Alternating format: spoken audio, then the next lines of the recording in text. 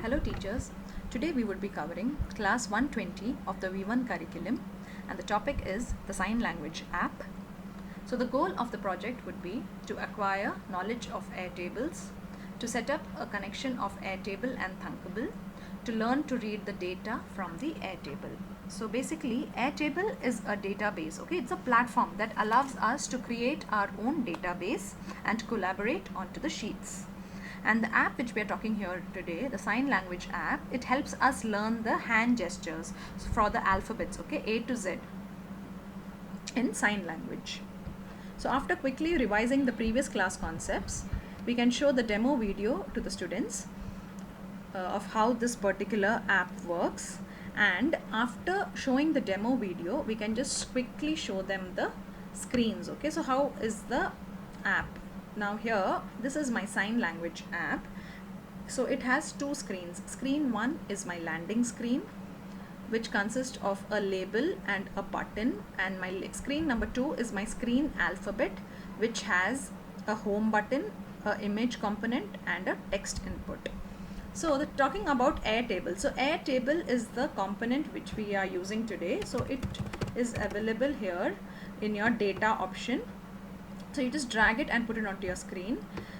So we need to help the student set up a Airtable account today. So teachers, it's advisable to set up a Airtable prior to the class for the teachers. So student class setup, we will just see line by line, step by step how to set up the Airtable account. Now coming to the Airtable component here, if you notice here, there are 4 different properties of the Airtable. First is the API key, base ID, table name and the view name. Okay, so API key is basically the key, okay, so which establishes the connection between the Airtable and the Thunkable. Base ID, so these all properties we will see here while setting up the Airtable account. So to start with, you need to add a base. So when you can ask the students to import their CSV file which is there in reference number 2, student reference 2, and then you need to click on import data CSV file and import that particular file.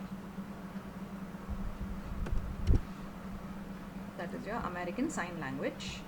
Open, upload.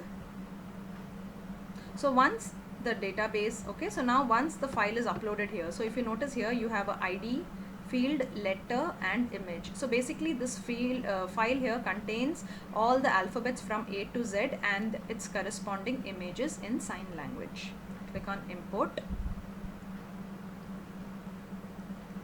So once this is done, you can rename this database here. You can rename the table name. So all those options you have to rename. You can set up the file type here, so if you want it. So this is basically a URL, right? So the image link, so you can set up the URL here. Okay, it's basically a URL field type. Once the file is uploaded, what is the next step? The next step would be to locate the API key. So once the student has started with the project, so once the Airtable, so there would be these fields, okay, API key, base ID, table ID. So we need to go back here.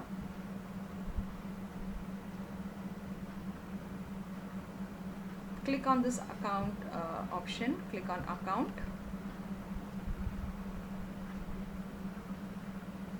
Scroll down. This is where the API key is shown, okay.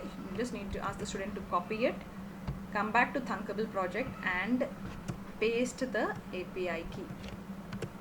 This is your API key. Now how do you find the base ID? Base ID is here in the Airtable API link here. When I click on the Airtable API, I can find the base ID. So I need to select the corresponding database. So I click on this American Sign Language. So this is the place where I find the ID of this base. So the base ID, so again you need to copy it and paste it here, the base ID. And the next one is your table name. So the table name is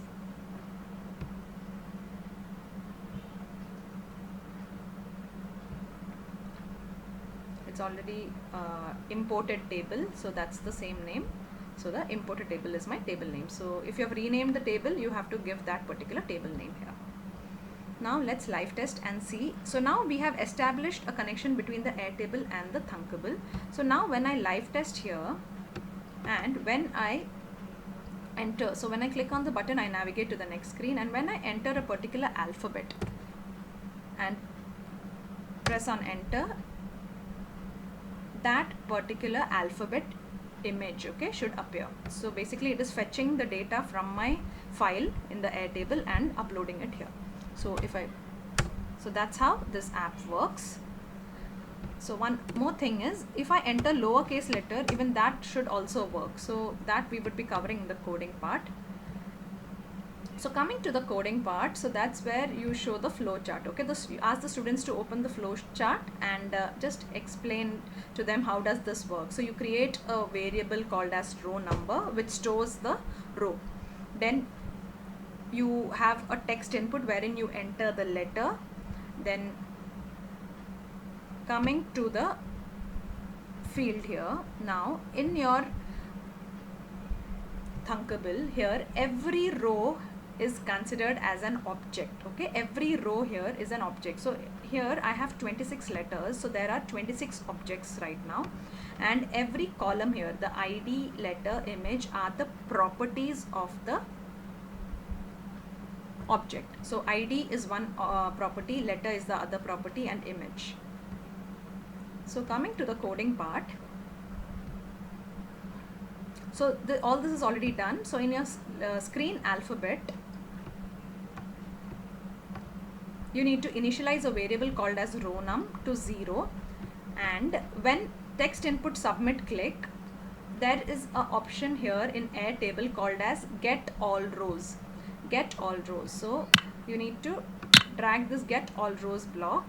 So there are two components here, error and rows. So rows are the particular rows in your field over there in your Airtable. Then coming back, you require a for loop here.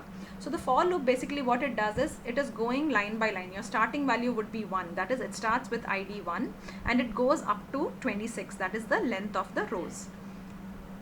And this if conditional is used to check whatever letter I enter in the text input, if it's matching with that particular object. So here what we're going to do is, in objects we have a block called as get property. Get property of object. What is this get property? I need to get the property from where? From my Airtable. The field name is letter. So I need to make sure that you write it exactly the same way. Ask the students, write if letter is like this, L capital, it has to be the same thing. So from the letter property, I make sure that whatever I enter, if I enter the letter D, so D has the ID 4. So your loop works in the sequential order 1, 2, 3, 4. Once it matches with my input here, it will set the particular row number to that particular ID, and then it's going to fetch that particular image. That is, from my image property, it will get the 4th image and it is going to set in my image. And then after every text input entry, I need to clear the text for the next entry. So that's how the app works, and you can end the class by explaining the homework project. Thank you.